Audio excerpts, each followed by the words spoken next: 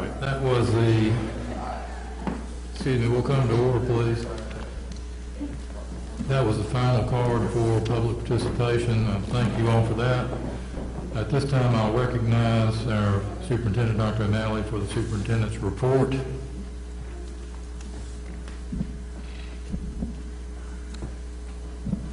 Thank you, Mr. Stewart. Board members, in your packet, there are a few items to go over regarding the superintendent's report. The first one is our enrollment for the 2021-22 school year. As a comparison, what you have in your packet is sort of a four-year comparison on the 10th day of school. You can see that our enrollment is at 15,566. We are up from 2020-21, which was approximately 15,136. So we have approximately about 800 more students in our school district this year than we had in the previous year. We've gained all those students that we had lost in the previous year, and plus some of those as well. You can see in your packet those schools, some that have indicated with a red asterisk, those have had grade changes over the course of the year, specifically regarding our middle school transition, as well as some of our elementary schools that lost their sixth grade to go to the middle school. So if you see some loss in numbers, a lot of it, take a look at the red asterisk. Some schools saw and continue to see some large increases, such as Del May, almost 958 students, McLaurin at 894 students, and then more middle schools at 1,049 students. As well as Wilson High School. Wilson High School has 1,285 students as well. I would suspect that they would reach 1,300 for the first time in a long time this school year. We also, just to update you, part of that is, if you recall, we afforded the students at Timminsville an opportunity to attend our school. We have 133 of those students that would have been in Timminsville School District in our school district. Currently, just for some numbers, South Florence was the largest. They had 35 of that 133, and Dewey L. Carter was second with the number of students that the students from Timminsville came from. Just for other reference for the high school, because that's sort of where a lot of the consolidation came from. Wilson High School received 12 of them, and West Florence 12 as well, just to give you an idea under enrollment where they are. Does anyone have any questions regarding the enrollment? Second item is in your packet is the... Question. Oh, I'm sorry. Yes, sir. Can you provide us with the report with the total number of students that came from Timminsville? And were any of these students previously enrolled in the district prior to the action that was taken by the board? So we had, I think it was 48 students. So I think if your request is specific on those Timminsville students. Yeah, so it was 48, were those the same 48? That's what I had said, indicated when we did the motion to approve that. I think it was 48. And I just want for the record, I think the newspaper reported, I'm trying to figure where they got from that, I didn't vote in the affirmative. I think I did vote in the affirmative via as the minutes reflect. That is correct. So I would ask that the newspaper would please do a retraction. Thank you, sir. Mrs. Pipkins, I just want to make sure we address, you had said you would like, what was it specifically about the students that you? In terms of the numbers that came in from last year to this year. Oh, okay.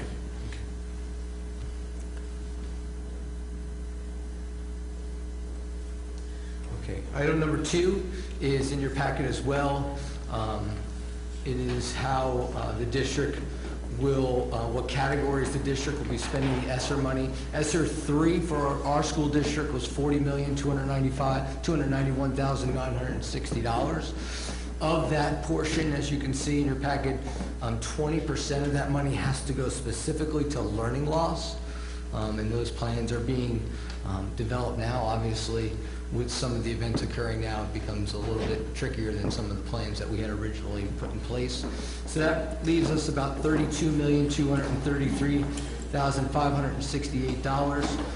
You can see the other categories that we had placed money in for. You can see address needs of low-income students, $1.2 million, educational technology, $6.8, school facility repair and renovation, $17 million, air quality, $2 million, public health protocols, $900,000, and continuity of operations, $4.3 million, for the $32 million. We have 2 years to spend this amount of money, so we have plenty of time to do that, and those are the areas in which the district will put forth a plan to the state on how they can spend that money. This is fluid, so there's no reason whatever we send that we can't change. Obviously, with changing of some of the things, the only thing we can't change is we must spend 20%, that $8 million on learning loss in some way. So everything else is flexible on how we want to spend it. Obviously, if we have money left over this year that we will continue next year, those plans could change based upon the operations. Question, yes, sir. Do we have the opportunity with these funds to provide other curriculum supports as well? If I could ask you to be a little bit specific in the question. In terms of CATE, for CATE programs? Sure. I mean, all of our academic programs, learning loss falls anywhere from pre-K all the way up to 12.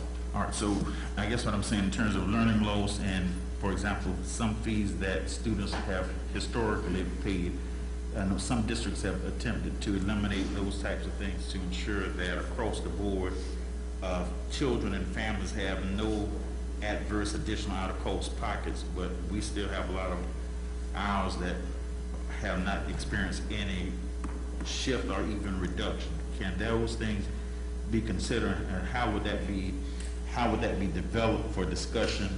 I don't know if that came about or was any of that was received in some of the correspondence during the community meetings, or the community input, should I say? I would probably say more in the category number 3, maybe in those areas, than it would be in the learning loss, if that's an opportunity that for low-income students having the ability to have some opportunities that were not afforded. Or I'm not just saying low-income students, I'm saying students across the board within curriculums of purpose, and as I said, even with the K, not just in terms of families, because the ESSER funds are really not just low-income, correct? Right. No, that's just category number 3. Yeah, but I'm just saying, but because it can impact, it recognizes or acknowledges the impact of the pandemic itself on children in terms of trying to ensure that they get the best or maximize the best learning during this time. I would say we have we're pretty free on how we want to use the money. As long as they fit in these categories, then I think we're pretty creative on how we could make the argument for some of those things. Right. Well, I followed with you in terms of some of the, areas. Yeah, it's just the 15 categories we have to put money in. I think we're pretty flexible on being creative how we can do that. Thank you. Mr. Chairman, Yes, sir. when we say educational technologies, could you kind of expand on it just a little bit? Sure, that could be anything from replacing our Chromebooks to software, anything along the technology that would help our students. Could be the cameras that some of the members of the audience had mentioned in the classrooms, those kinds of things for technology. We're, again, pretty flexible on that category. Okay, because I thought we just replaced some Chromebooks, and We every year we keep updating Chromebooks. Yeah, we did grades, I believe, Kyle, 4 to 6? 3 to 5th. So we still have 6 to 8 to review. The Chromebooks were, I'll talk about it later on. Chromebooks were never designed for what we're using them for. I mean, they are a very low-level tool that's inexpensive. They were never designed to be for this type of environment. So, we've come a long way. We've maximized them, but Chromebooks are not a well-made machine, but an interesting machine. But we've got our money's worth out of a $285 machine, so they would need to be replaced quite often, especially when students are bringing them to and from school every day. So is there any deadline for reporting into this spending? Do we have to have a deadline to the state? So this, what you have here is we have a deadline of August 24th that we have to let the state know for our ESSER 3 plan how we intended to spend in these 15 categories. And then periodically we have to report how we're spending it, and periodically audits are done by the state. We had an audit done for, I think, our ESSER 2 funds on making sure that we spend like we said we were going to. All right, thanks, sir. Item number 3, just for everyone's understanding, we've kind of been on a schedule that's kind of been off, but in your packet is our meeting dates for the Board of Trustees. So I wanted everyone to have that. Our next board meeting is September 9th, and then followed by October 14th. We try to do that second Thursday in every month. I want to go back to the ESSER funds on school facility repair and renovation. Certainly, you may have had your hand up, I didn't hear you. I apologize for that. As it relates to, I think we've had some discussion. This includes the funding for the classrooms that will be replaced at West Florence, correct? No, that was ESSER number 2. That was number 2. And I think that previously I had a request and some discussion as it relates to some of the concerns with the mobile units that still remain in front of Wilson. Yes, those mobile units will be removed once the 4 classrooms and the barbering class are finished. We condensed 1 class into 2, and so we'll no longer need those mobiles. So I would assume that would happen in January. Okay. But that will come out of these ESSER dollars as well. It might come out of our 8% money. We have a bid out for destruction of those across the district, so depends on where we are. We did save some money when we went out to bid for that project, so some of that could be used for Wilson specifically for those mobiles. I just want to make sure that was put, because I've had a number of community members that have still asked questions in terms of, and then once we finish at South Side, in terms of the additional space that's at South Side for South Florence, that will help us get out of the mobile business on the south side of town, correct? Yes, sir. Thank you. So that sees all mobile business, south side and Wilson. And West Florence, one addition, Sneed would be removed this year, some at Leicester. So we have a plan over the next 3 years that we've been having mobiles going. But I think the majority of them have been at most of our high schools as far as numbers. And once all this construction is done, those large mobiles, those numbers will be removed. Thanks, sir. All right, so we went to the board meetings. Item number 4 is just... Board meetings, is there any chance of doing board meetings at the end of the school? Is there any chance? Mr. Chairman. Well, we aren't deciding that tonight, we're just doing dates tonight. All right, I mean, because, all right. Maybe for possible future discussion, but just establishing the dates, and basically the dates are that second Thursday as called for. First, okay, moving on. Can I ask a question? Yes, sir. I mean, I've kind of gotten used to the third Thursday pretty. Yeah, I see we got some first in here.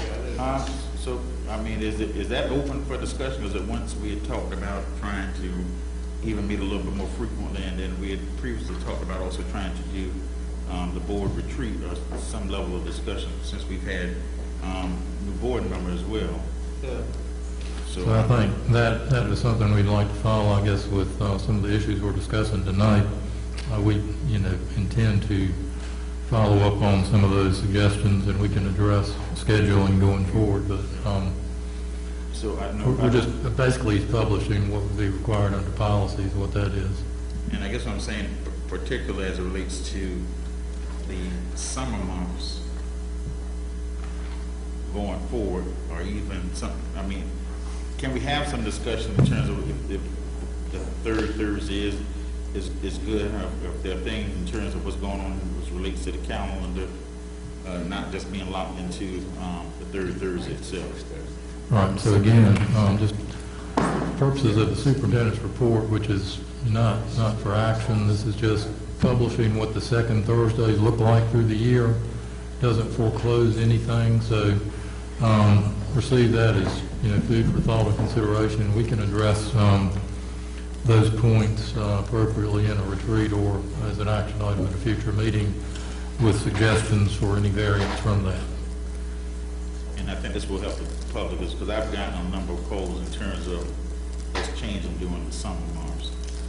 So at least if we have everything laid out, not just on the fiscal year, but at least on the calendar year, people can kind of see where the calendar is. I think we always adopt our meeting schedule based upon the fiscal year versus on the calendar year. And if it means an 18-month period, but I'm just making the statement. I think at least during the summer months, that third seems like that third Thursday seemed to work, and it didn't conflict with holidays. And I guess I've been on here long enough to know that we always seemingly run into an issue around those first weeks of July and the first couple of weeks of school. And so if we already, at least in terms of the preliminary planning, go at least get that laid out in front, and we don't wait until we get into the calendar time in January of the upcoming year. Thank you, sir. Okay, just anybody have any other questions before I move on to number 4? Okay, just a little update on transportation.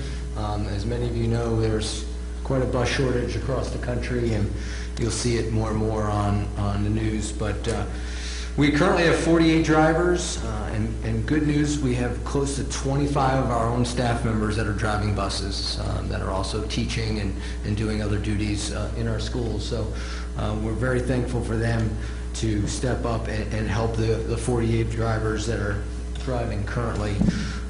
One of the things in doing this is that it's not easy to hire bus drivers. It's almost a 4-week process to get them onboarded, and so we've tried to make that process a little bit better. We've sort of micromanaged that. We've brought the testing center and into our own schools and helped them pass the test and provide some opportunities. So we have 13 potential drivers that just completed the bus class through the State Department this week. 11 passed and are moving on to their CDL permit test. We have currently 19 additional ones studying and preparing to take their CDL permit test total. So I think we're in really good shape.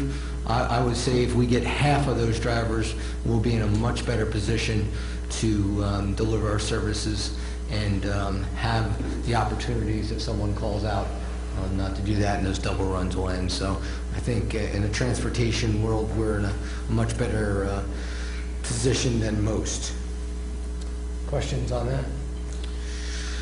Item number 5 is... I apologize. No worries. Yes, sir. In terms of the bonuses, is that only still for the staff, or are existing drivers given any type of incentive or bonus, for lack of a better word? So there's currently a $2,000 bonus to all drivers that complete all the required training. They will receive $500 initially, 590 days of employment, and $1,000 at the end of the contract. We are currently trying to put some things together for our 48 bus drivers that are both short-term and long-term as far as those, because obviously we're recruiting, but we want to keep the ones we have. We don't want to get into that cycle. So I believe that will be something in September coming before the board for that. Okay, so the existing drivers, they will, and I guess I'm asking this question, I know sometimes the portion of, for the recruitment piece, but in terms of the ones that we have retained, to make sure that they have some level of substance that is equal, will it be on that same level, or? I would just say we'll bring something forward to the board, but yes, we would take that it should be of equal level, and both. I think we need both short-term and long-term as well. Okay, thank you. All right, the next item is FDTC, CCAMPIS. Basically, this is a memorandum of agreement that we have entered that I wanted to share with the board with Florence Darlington Tech. Basically, it says if there's any employee or anyone that is a parent or a guardian that is going to take some courses at Florence Darlington Tech and work towards a degree, I think it's like 20 hours, that if they have children in our school district, that Florence Darlington Tech, through a grant, would be able to pay for the extended day opportunities for their children. So we do have quite maybe a handful of people that are really interested in this, and I think it's a really good opportunity in partnership with Florence Darlington Tech to provide some workforce development and then the services of extended school day for their children that are in our school district. So I wanted to share that with you as a partnership and what we're doing to work both with Florence Darlington Tech and people in our community that need some assistance. Yes, sir. So these funds will be paid to our extended day program for these identified parents. Yes, sir. And this, I guess I'm going to ask, will Florence Darlington Tech provide us with the marketing information so that our parents will know that this will be a service that and a collaboration that we have? Yes, I think once we move forward, I think both Florence Darlington Tech will probably do more of the marketing since they have the grant, but they would share with us that we could pass out through our communications as well. Well, I think this really needs to be promoted in terms of the after school, because a number of kids who are latchkey as a result of parents having different hours, so forth, because of them maybe going back to receive additional workforce development or training. So I really want to make sure that and this would be at our existing sites, or would this provide the opportunity for expanded sites or identified sites? Yeah, obviously it's wherever their children attend school would probably be at the site where they would be. All right, thank you. Two other items before we get to the item number 6. Just so you know, we open up our football stadiums tomorrow night at South Florence High School. For the board's information, we did hire a company, Staffing One Services. Those services, they provide us 10 employees, and they will be the ones that will be wanding and doing security for us and checking for clear bags and going through those things before they get to the ticket takers. We just felt with a new format and different various gates that we would hire a professional company to do those kinds of things, just to ensure in that first year that we have an extra level of security at all of our games. So they will provide that service for all 3 high schools for all the home games this school year during that time. The local police departments and the county have flown drones over all of our fields. They've marked all the locations. They've walked the perimeters of all of them, so we have worked with them, and we feel that we're in a really good position to begin and have a pretty good year. So our campus security for those games, I think, is in good hands. But I wanted to share everyone. We've been pushing out every week, the clear bag policy. Please come early because there will be wanding for security. We anticipate larger crowds because of a new year, and we hope people come, but we also want them to be prepared for the traffic patterns as well. As you know, this is the first time we'll be hosting them on campus, and we want to make sure people are aware of the traffic patterns as well. What's the name of the staffing company? It's called Staff One Services Group, I think is the final name. And they're based out of where again? I think they're in North Carolina, but they do the Florence Center locally. That would be probably their only South Carolina local. And then they do NC State and those kinds of schools. And then in terms of local law enforcement, what will be their level of involvement? Same thing as they have been in the past. That's why they've walked, and just to get to different levels. The way our stadiums were developed, they actually lock you in, so like the home can't go to the visitors can't go home. It's really designed with controlling the areas and where people can and cannot go. And then my last question is relates to the traffic patterns. Are you going to have a video that you're going to release in terms of, I know in some of the areas you got limited lanes. So as much in terms of promoting it, have you envisioned how that's going to really be promoted and shared? So we did a map for South Florence, and we released that map of the entrance and the exits, and what roads will be closed off, and where's the handicap parking, where are the options for parking, and then the egress as well to do that. So we've done a map, and we hope tomorrow night's our first show, so we're hopefully going to be prepared and then also learn a lot from that as well. Thank you. Any other questions? The last real quick item before I get to the COVID is I've been contacted by the city, and they've been very generous to offer, they very much like our project or what we did at McClenaghan, and want to participate in adding some additional work. So they are going to replace the existing sidewalks on both sides of Elm Street from Dargan to Railroad Avenue, and then resurface the Elm Street from Dargan to Railroad Avenue. So it's about $100,000 in working with the city to increase that project that we've already done at McClenaghan. So we're very appreciative of working with the city on that, and I think that'll really boost up that area as well from what we've done. All right. We certainly make note, we express our appreciation to the city. All right. Let me go through sort of some of the comments and maybe address some of the comments that were spoken this evening regarding, we'll just call it COVID-19. So we concluded the 2020-21 school year. No masks, almost normal operations, graduations, full capacity, things like that. So all those activities at the end of the year. We had 0 teachers for 3 weeks in a row at the end, with 1 or 2 students testing positive.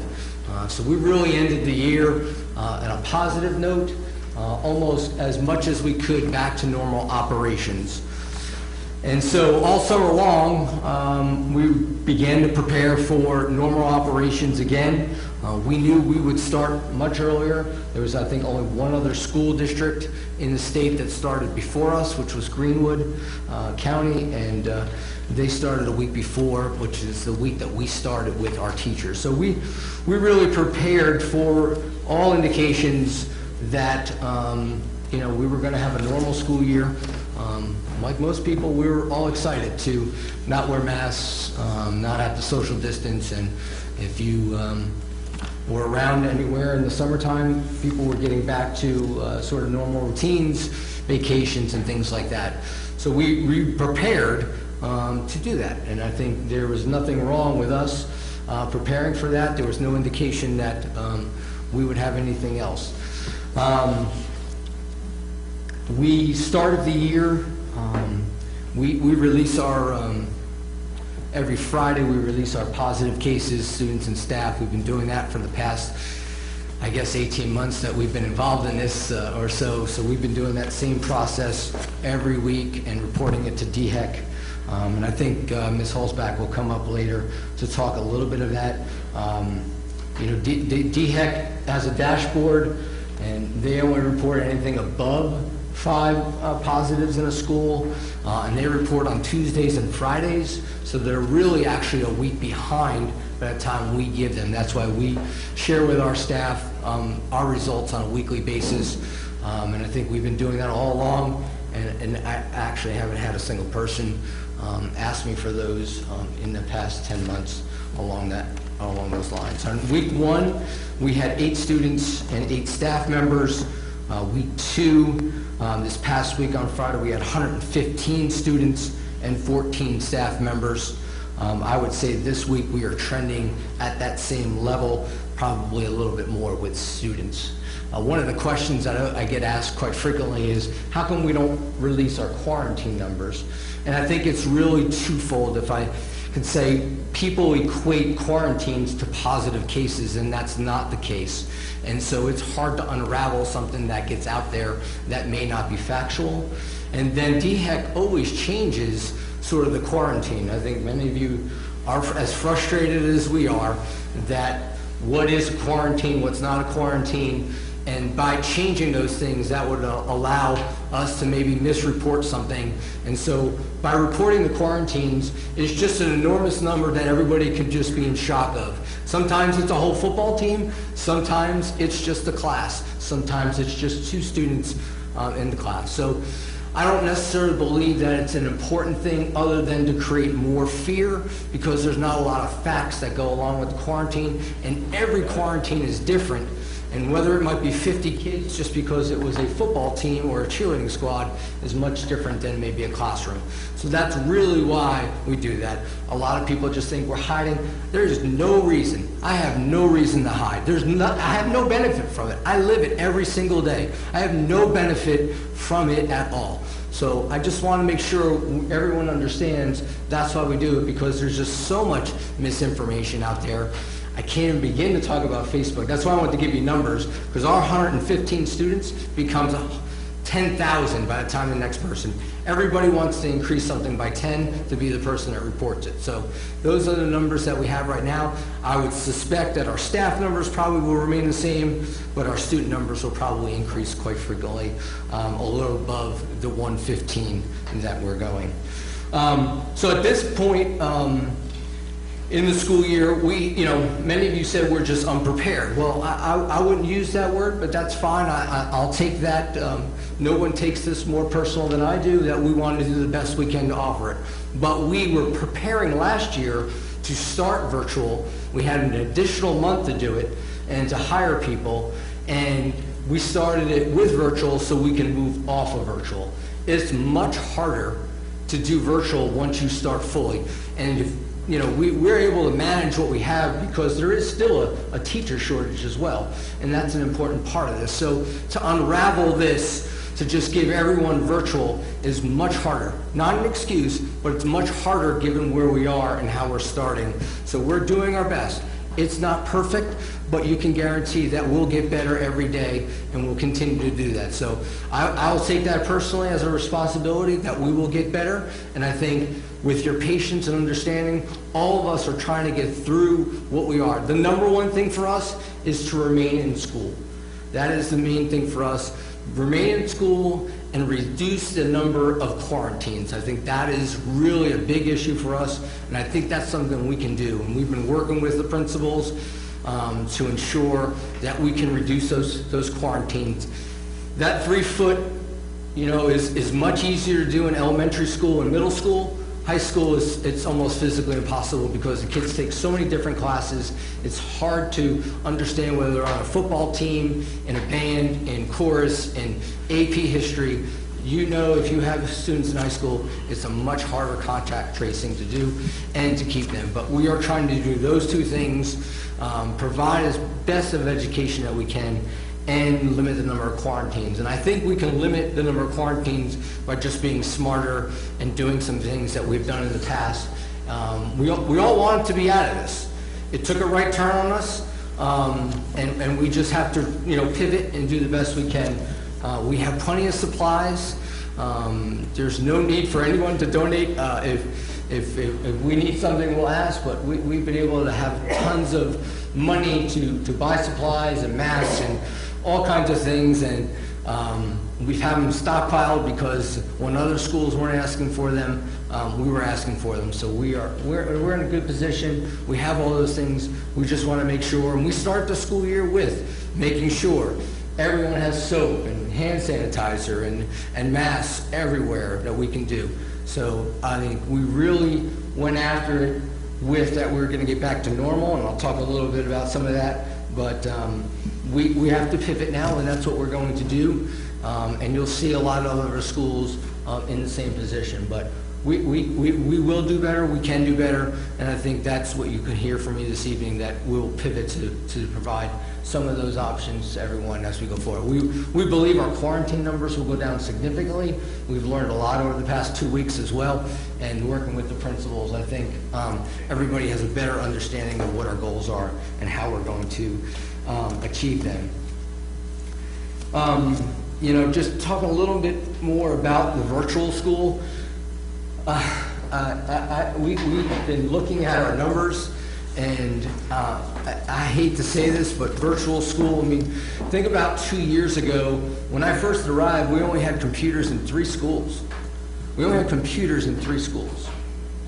We've moved significantly to that point, but then the state, put us in one of the, cohorts that we could actually do e-learning, and that was a big deal. It was a big deal that we got 6 days that if there's bad weather, we could turn on a switch and not count against us, and that we would be able to do that. So we had to pivot from that to offering virtual 180 days in everything. I think, we joke about it, but if I think I came here from somewhere else and said to my kindergarten teachers, hey, your kids are going to be completely virtual, I want them on a computer all day and get it. You know the response that I would get, but that's what we asked them to do. And our teachers did an unbelievable job to help us.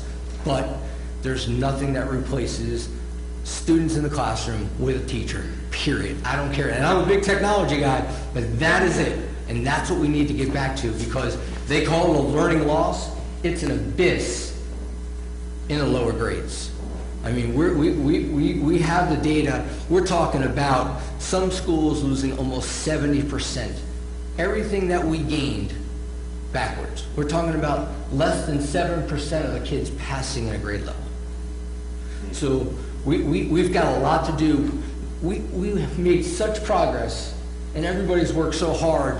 This is what's upsetting to most of us, is that this has come about, and then all this progress that the district has made has really gone by in 1 year with no fault to anyone.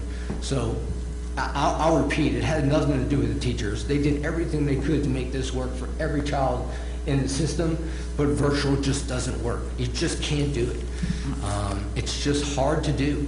And, I came here, and 8 years ago, before me coming here, my kindergartners in my school district had technology. So we were behind most of the country before this. And there's no amount of money. There's no amount of money that is going to take instantly to fix this. It's going to take decades. I've got second graders who hardly have ever been in a school. They don't know how to hold a pencil. Those are the things that our teachers are dealing with. Besides, we've talked about some of the mental problems and psychological problems that go along with this. We've been in school 14 days.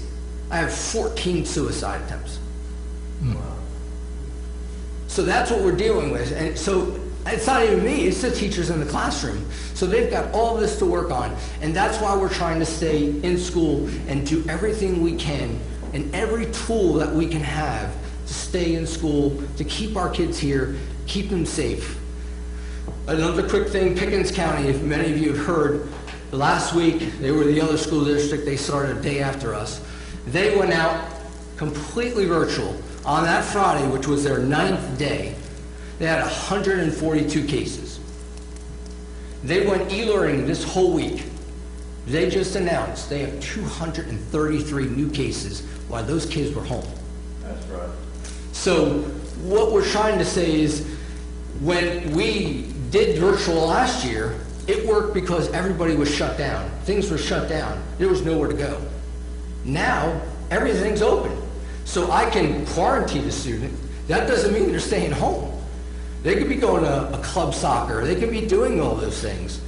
That's why we have what we have, and that's why I think if we can stay in school, do things smarter, and try to adjust and just try to do the best we can, I think we'll get there in the long term.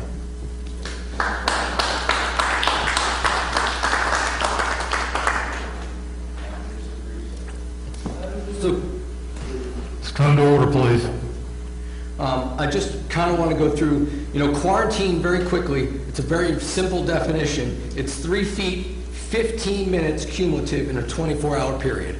That's a definition. So I think, that's what we're... Can you read that again? Sure. So 3 feet proximity, 15 minutes cumulative in a 24-hour period. So you just got to keep moving. I mean, that's really what we've been trying to do. And it's a lot easier to do this in elementary school, where we can begin to do some things like cohorting. This cohort goes to art. They have assigned seats on bus. We can make sure that we don't have as many kids in the cafeteria, send certain kids out for recess and other kids are eating. We're trying many different things, but we really don't have a lot of tools to combat this. We're not trying to stop the virus. We're trying to make sure that the number of kids in quarantines aren't there and any kind of transmission that we're doing in schools. And you know, you really think over and over again, there's not a lot of tools to do this. You really have masks, vaccinations, or everybody just stays home. And we know a lot of those things, as I talked about virtual, really don't work at this point in time. When the rest of the world is open, we shouldn't be the only ones to close down because we have 7 hours with our students. I think we can and will do a lot better in that. And that really goes to one of the last... Chair. Sir? Can you hear me? Yes. Hello? Yeah. This is E.J. McIver. I just want to know if things, that's the beautiful speech you made, I enjoyed that.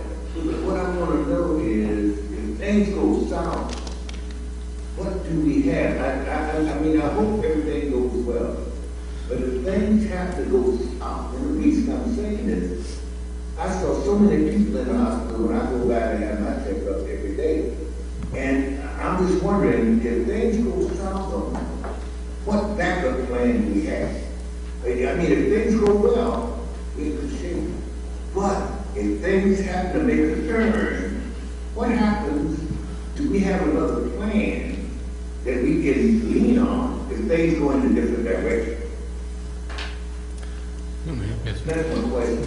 So I think we have, I think we did many of those things last year. I mean, I still think we have the ability I think Pickens County pulled what I called the nuclear option. Too early, too late, I don't know how they got out of it. But I think we have other options. We could do AB Day, where, you know, half of the students are in school, half of the students are not. But again, we want to make sure that we're in school. We want to make sure that we do a lot of our precautions well. If it gets real bad, obviously, we have to get to the point where students are not in school and it's virtual, and we have some of those abilities. But, you know, with some of the things that the legislature has put in our hand, that becomes a little bit more difficult and a little bit more financially something that we have to deal with. So we have a lot of options. It's about just trying to make sure what is that point in which it gets bad, and I think that's where we have to think about how we can do it. Right now, our goal is to limit the number of quarantines so kids can stay in school and just do those things smarter and just continue to track this. But if we go beyond 5%, we in the category of losing money, if that's a part of that advisor, I'm wondering, did the state change any of those numbers? I know 5% means that if we have a high number, we're going to have to break that ceiling wide open. And what do we do? I'm just wondering, as a backup plan, you know, things, the way we have it laid out right now, hopefully things will go well. But if we break that ceiling going over 5%, what do we do? And that's my question. That's the thing I wrestle with. And I, like I said, if things work that we have laid out right now, with the plan that you just mentioned, basically talking about the distancing, and hopefully that helps, and all these other things, masking, and it's up to parents, I'm quite sure. But if we mandate, does that help? But I don't want to go into all those questions. The only thing I want to know is, and to help me in my constituents, can I go to them and say, well, okay, this might work, but we have another plan just in case if it doesn't. And I'm praying and hoping that it does. So let me just... That's my question. That's my question. So he had mentioned, so there is a proviso law, whatever you want to call it, that school districts can only provide virtual to 5%. In this particular case, it's what your 135 ADM was. At that point in time last year, right. That's what we go off of, that's 14,800. So 5% of that was 740 students in a district of 16,000 students. When we did virtual last year, I think we were pretty close to half and half. So you're talking about 8,000 students. So I began to think about, how do you do that? How do you choose which 740? If you break that down by 13 grades, we're talking about 57 grades. That would be 4 kids in a first grade class at Dewey Carter, all first grade. How do you do that? How do you begin to pick and choose those things? And that's why, we didn't set out to do that, because there was no indication that this was going to get to that point. There was no indication that 740 that we would deliver to, and then if we had to double that, it becomes a much harder thing to do. And so that was our choice to go into this. What we were really looking at, some metrics are our enrollment. What was our enrollment going to be? If parents were afraid or didn't have that option, would they still enroll their students in our school district? And when we saw enrollment, and we saw enrollment increase, especially, we felt we were on a good path, and that we got those kinds of things because there was no choice. And that's, that was something that we were concerned with. Would parents keep their students or children out of our district completely? We didn't see that, and we saw an increase in enrollment, and we followed that path. So as we move forward, things, as we'll discuss in a minute, the mask can make a difference. I'll say this, and this is an interesting point. Almost to the day last year, I presented our plan. In that plan, I mandated masks. And in 10 months, you know how many people complained about masks? You know how many people complained that they didn't want to wear it? Zero. Zero for 10 months. Complained, asked me, told me it was bad, zero. And I did it a year ago, and nobody said a word. So I'm asking the board this evening to consider to implement the mask. It's another tool that we have. Yes, we all can debate. I don't know how it became a debate, that I don't care if it offers 1% protection. That's 1% more than I don't have today. And so all I want is for you to give me the tools to keep our kids in school and to keep our district moving forward. Thank you. Mr. Chair. Question? Yeah. All right, thank you very much. Yes, sir, question? Mr. Chair, is that the recommendation of the superintendent? Are you concluded with your report, Mr. Superintendent? Yes, Mr. Stewart. All right, so, yes, sir, we're going to move to action item. If you have a question or response during the superintendent report, we'll address any follow-up on that before I announce action items.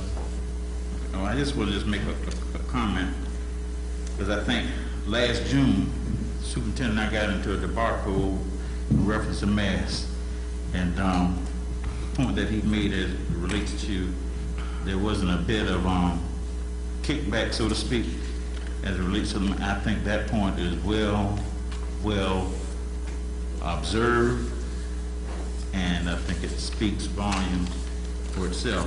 And I don't know where some of this data that's coming from, that the social adverse impact that it has on children, but I'm in facilities and I get the opportunity to see the interactions. In fact, children are resilient, and teachers model what we expect for our children, and particularly I'm addressing as it relates to our young children. And by being able to ensure that they have the supports of such, I think it's imperative. Sad part of it is that things that I can remember during cold season when I was a small kid, when we would sneeze or cough, we used our hands. We've evolved from that because we've learned from the science that that is not the best way to sneeze. Now we do it in our elbow and so forth. And I think that the most important thing here is that as we share and discuss and we inform, it's important that we educate and make certain that people get the right information. And I want to say, even as it relates to the point of the virtual loss, the data walls, Dr. O'Malley, can those things, and I think that it may be imperative that those things are shared with us as a board in terms of making certain that those funds, those additional funds that the federal government is affording to us is provided. Because I will say that prior to you coming aboard, that when we had the parenting program to provide home visitation services and so forth, we eliminated some of that. We minimized some of that. And really, a parent is a child's first teacher. So the skills in terms of being able to pick up a pencil and using those things, we had parent-child home, we had parents as teachers, and even this my understanding, even with this present year program called Countdown to Kindergarten that we didn't participate in. So there's some home visiting models that provide the early readiness and intervention services to ensure that our smaller kids and their parents also have additional levels of support. So I don't want to just put it all on the 4K or the elementary or the early childhood teachers, excuse me, but I think this board has a responsibility to acknowledge that we script some of those funds from those programs, even down to, I can remember asking questions, why do we cut their travel out? This predates you, Dr. O'Malley, so I'm just going back in history here. And when I raised that point with the previous administration then, didn't go anywhere. But we allowed that to happen where we had home visitors only getting $25, and I may be exaggerating the amount there, when they had to travel all over the county. So those are things that we need to go back and to revisit to ensure that readiness and intervention services are provided to our smallest and our youngest learners. Now, we did that. We cut those budgets, and we allowed that to happen. And so when these kids who are now, you said second graders, who cannot hold the pencil, that's not just because of COVID. That's because of early childhood intervention, like the diminishing. And we had an early childhood committee that both you and I and Mr. Odom sat on, and that was supposed to have been our target. So COVID is just coming in. But these programs such as this, we need to ensure that we put some money in those areas to ensure that we have continuity of services for our youngest learners. So I just wanted to thank you for bringing that up, and I just wanted to make certain that that's for the record, that we need to put some money there.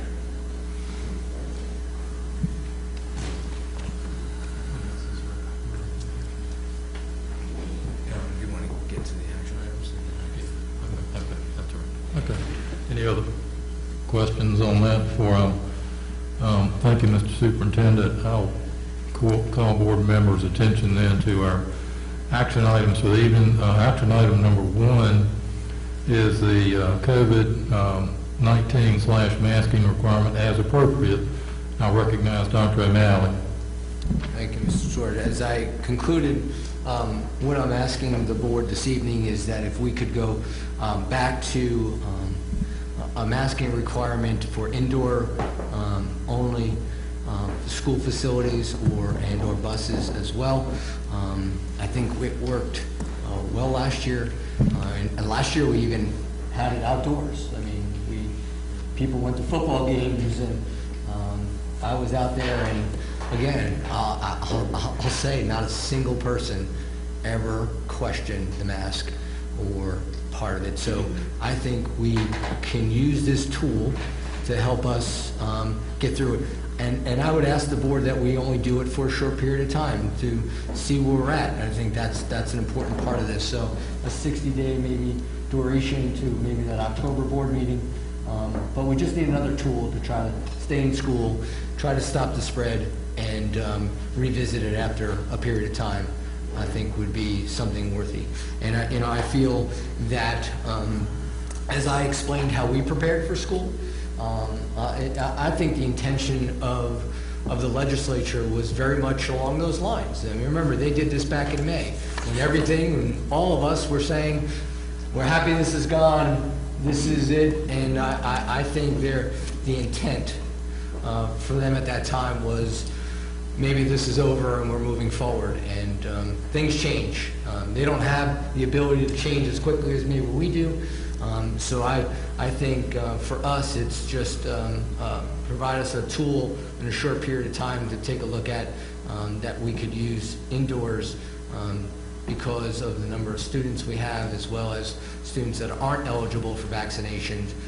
It would help us in some way. Mr. Chairman. Yes, sir? Mr. Chairman. Yes, sir. I'd like to make the motion that we accept COVID-19 masking requirement appropriate for us in our district. I'm gonna second it for the sake of discussion, but I got a question I need to ask. All right, A so, little bit, I can only hear part of your conversation. I heard part of Mr. Pipkins. I couldn't even hear part of the superintendent, the chairman. Can y'all hear me now? yeah, everybody can hear you just fine. It just seemed like it was breaking up. Okay, thank you. Yes, sir. Yes, sir, Board Member Pipkins. So the motion's been made and seconded. I'll open for discussion, and Mr. Pipkins, I'll recognize you. Okay, you said for 60 days, right? All right, this would be effective as of August the 27th, August the 20th, and go to October the 20th. Yeah, we do 60 days. Our board meeting, I believe, it was just up, was October 14th, so we can address it at that board meeting. Okay. And then why you putting a date on it? Why is this date on the masking requirement? What's the reason for that?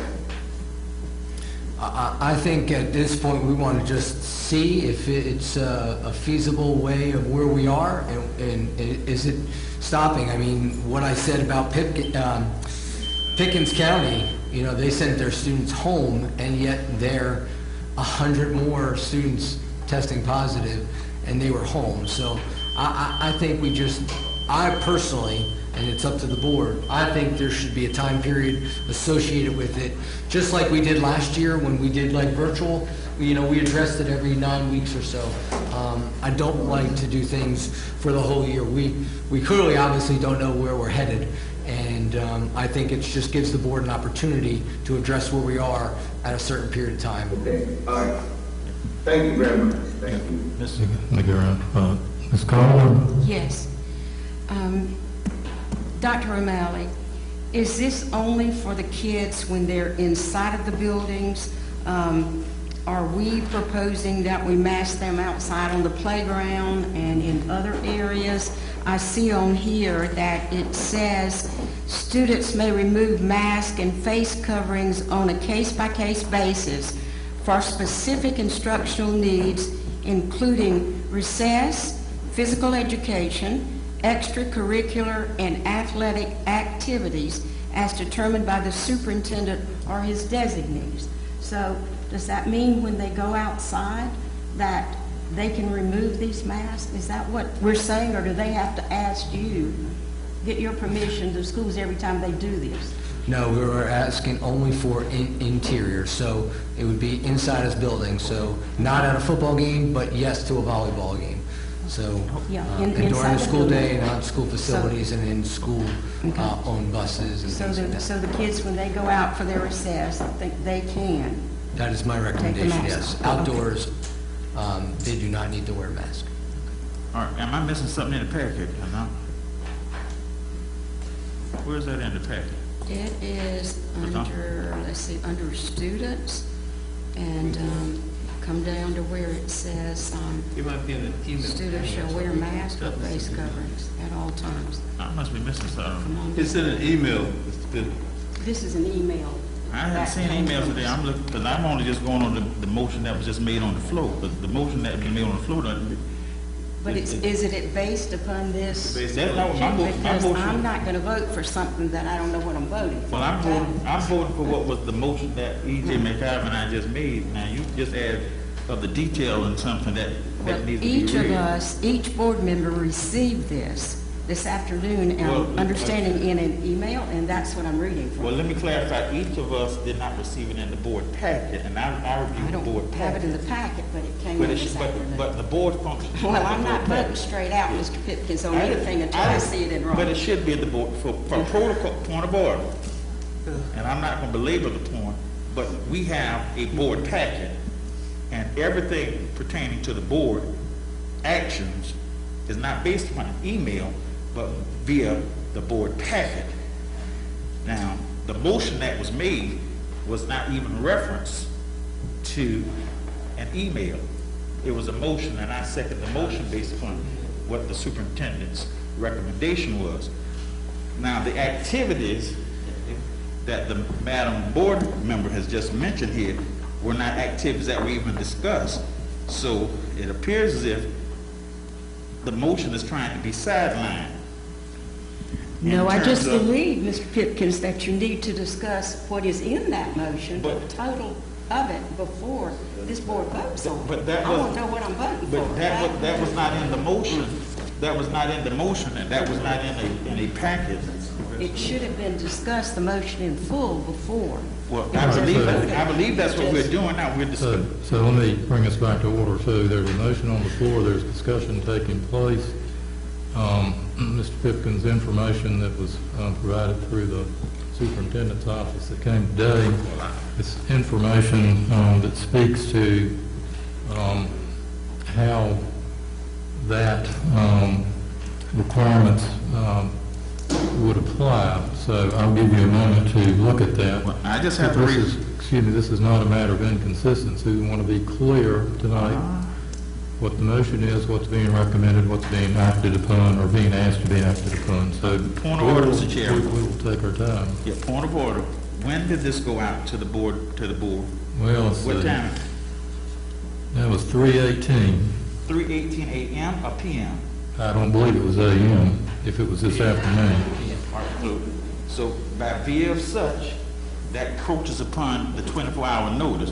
Now, if we're voting we're not voting on a resolution, we were voting on a motion. The motion is what is on the floor. Yeah, well, will you restate what the motion was?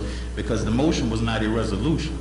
It's a straight motion. All right, and so, Madam Vice Chair is mentioning that this right here, was this a part of the motion, Reverend McIver, in terms of you made the motion and I seconded it? I want to be clear.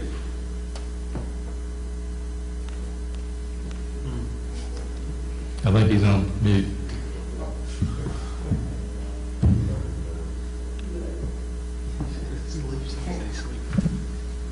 All right, say that again, Leslie. The motion that you made, was it predicated on this information for a board resolution?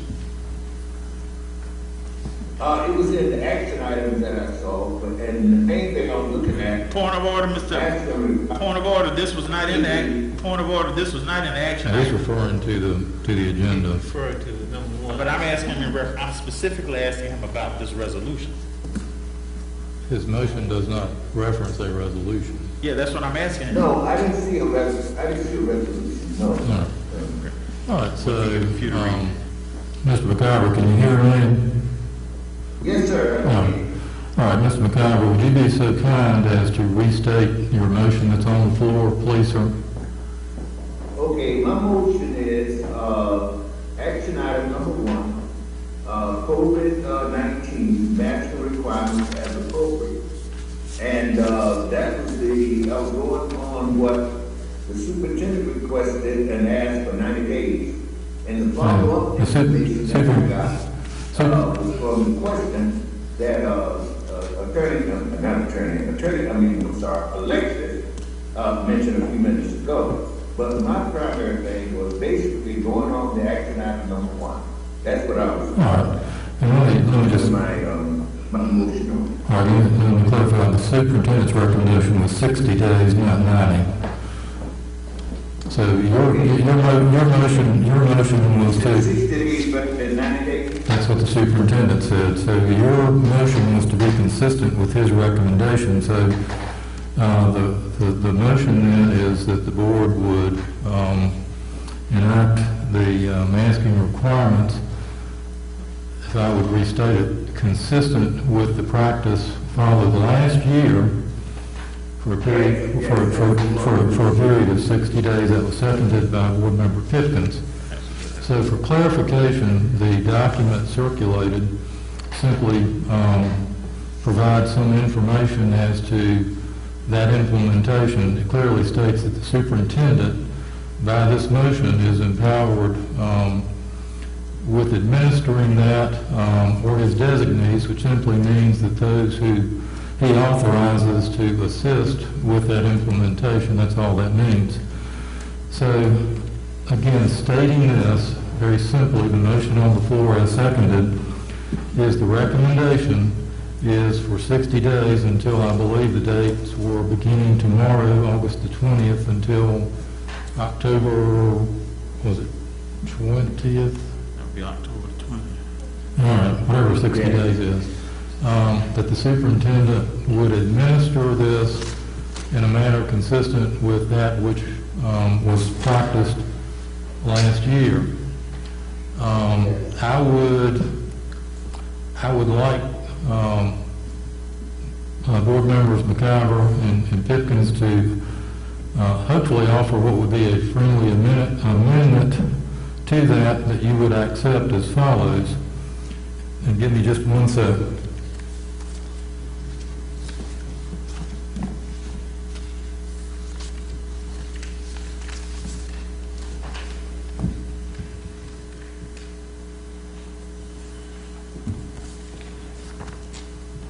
And then I'll offer an explanation.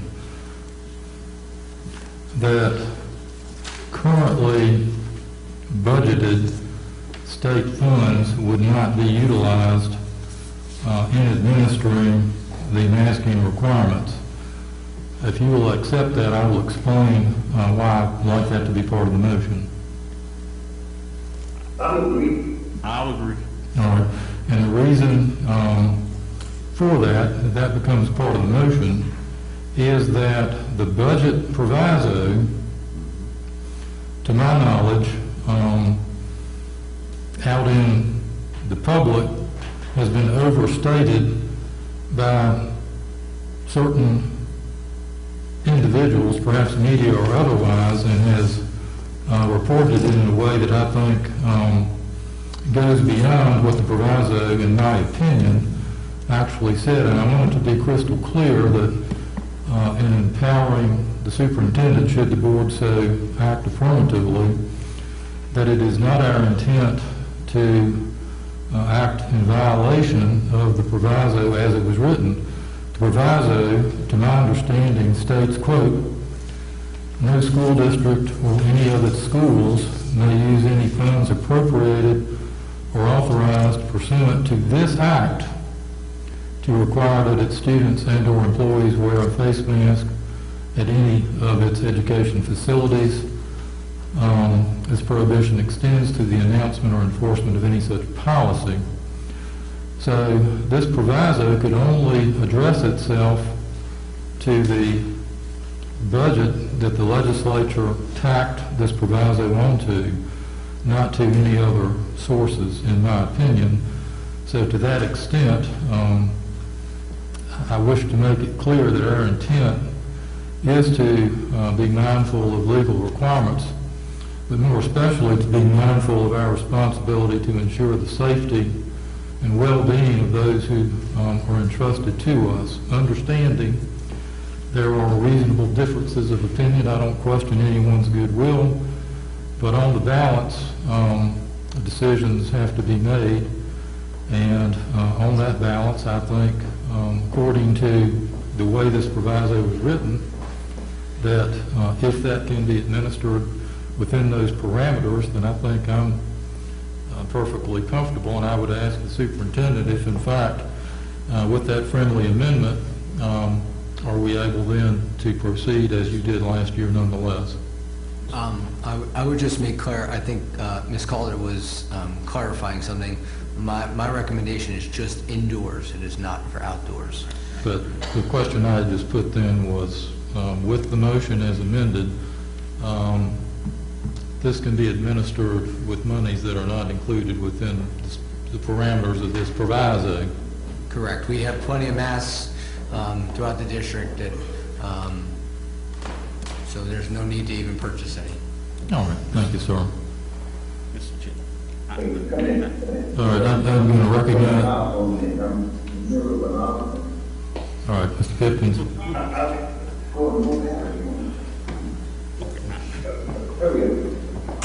You need to, Mr. McCarvey, you need to mute that, please. Mr. Yes, I was trying, what's going on is my iPad is running out of battery, and I'm trying to reboot it. Yeah, I understood. Just, On there for so long. yeah, just mute while you're attending to that at home. I'm gonna go ahead and I'll come back to you and I'll recognize Board Member Pipkins right at the moment while you attend to that. Yes, sir, Mr. Pipkins. I think you would open yourselves up for Pandora's box, whether in the building or out of the building. And if I was an administrator at a school trying to lead and discipline as such, I think that this was going to create, that would create a chaos situation. And the second piece that I'm going to say, and I'm going to ask the question is, how many children do we have in our district out of the 15,566 that you've given us are under the age of 12? How many children do we have? I can't, I don't have that number in front of me. But, I mean, it doesn't have to be that's the elementary age. You could do simple math by saying it's 1,000 students per grade except for kindergarten, so if you go up to So would you say 8,000? a little less than that. I would just divide it in half. Okay, so, and I'm just simply saying, I think that places the lack of continuity throughout the school day for children. But I do think in terms, there should be some levels of opportunities for respiting the mask. If it's an open area space of such, I think that would be given to task when they're outside. But I think there needs to be a general rule of expectation, because if a parent comes into a building and they walk into the building without a mask, then that creates another different type of situation. They don't want to accept your mask. But if I go to McLeod Hospital, I have to have a mask when I'm on their campus. I'm looking at a mask for the campus, not an inside mask.